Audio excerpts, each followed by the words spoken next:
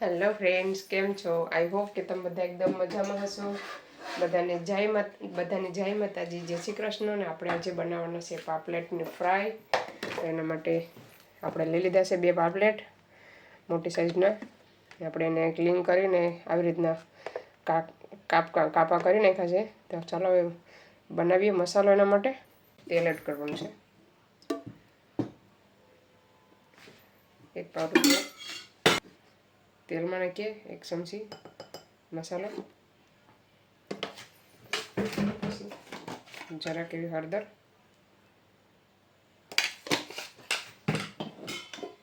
સ્વાદ અનુસાર નિમક,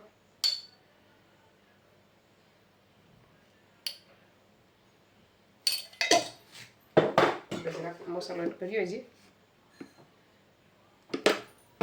પેસ્ટ બનાવી નાખવાની. અત્યારે ચિકન મસાલો હોય તો પણ એડ કરી શકો, તમારી પાસે હોય તો. તેલ જરાક વધારે થઈ ગયું.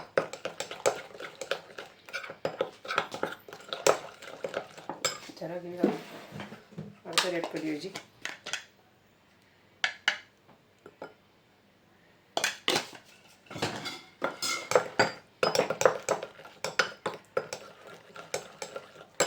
આપણે જરાક એવું આદું એડ કરીએ.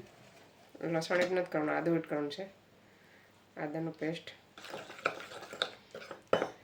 ચાલો, મસાલો રેડી થઈ ગયો એકદમ. હવે આપણે છે ને આમાં પાપલેટમાં ભરી દેવાનું આવી રીતના.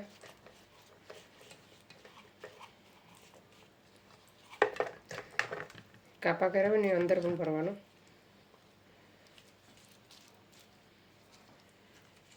ચાલો આવી રીતના ભરી દે, પછી બતાવો તમને. આપણે બેયમાં મસાલો ભરી દીધો છે મસ્ત મજાનો. એમ લાગે કે ઓછો છે પણ ઓછો નથી. એ પાકી જાય ને તો એકદમ મસ્ત બની જાય. હવે ચાલો આપણે રોટી રાખી દીધીશ. એમાં નાખી દેવાનું છે તેલ. આગળ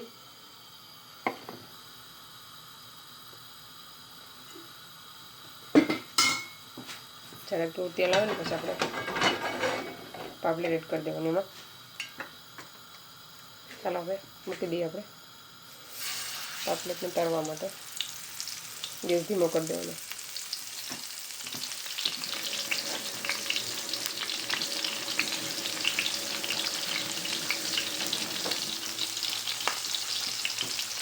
ગેસ છે ને ધીમો કરવાનો, ધીમે ધીમે પાકવા દેવાનું છે.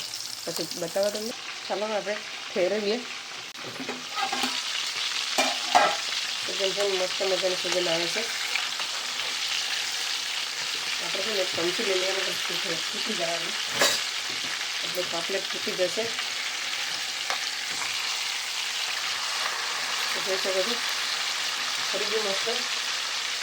બંનેમાંથી કે તૂટી જાય પણ તૂટો નહીં. ઢાંકી દે ફરીથી એકવાર. અને છે ને તમે મેરિનેટ કરીને તો થોડીક રહેવા દેજો 10 મિનિટ. તો એ મસ્ત મસાલો એમાં બેઠી જાય. પછી ફ્રાય કરો ને આ મસાલો જે નીકળે છે ને એ ન નીકળે. આખું મસ્ત બેસી જાય ને સરસ લાગે. અને આને પછી ગ્રેવીમાં પણ ગ્રેવી બનાવીને કરી શકો.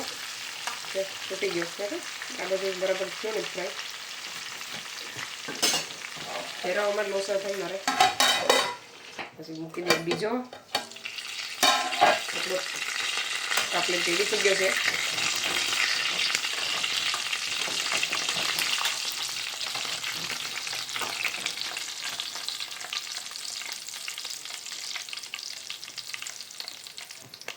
એટલે આપણે છે ને આવું ઉખરી નાખવાનું, નકર ફરે નહીં પછી.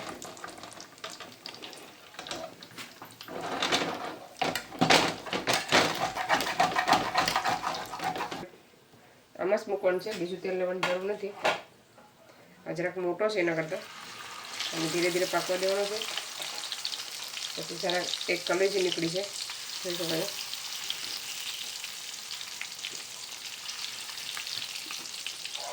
એને પણ પાકવા દઈએ આપણે.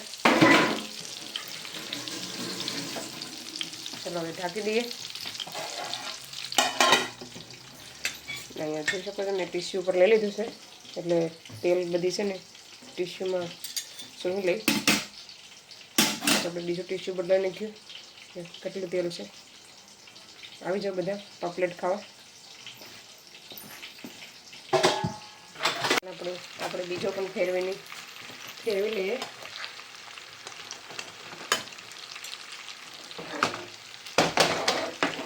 ઘરેવાળી છે ને બહુ માથાકૂટ થાય મારે,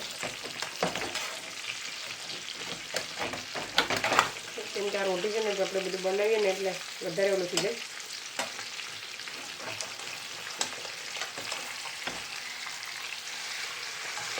એકવાર તો ફરી પાછા ફેરવટાને છે ને માથાકૂટ. ચાલો ફરી ગયો છે બીજો પાપલેટ પણ આપણો. ચાલો હું ટેસ્ટ કરું કે પાપલેટ કેવો બન્યો છે. તમે આમાં ગ્રેવી બનાવીને પણ નાખી શકો.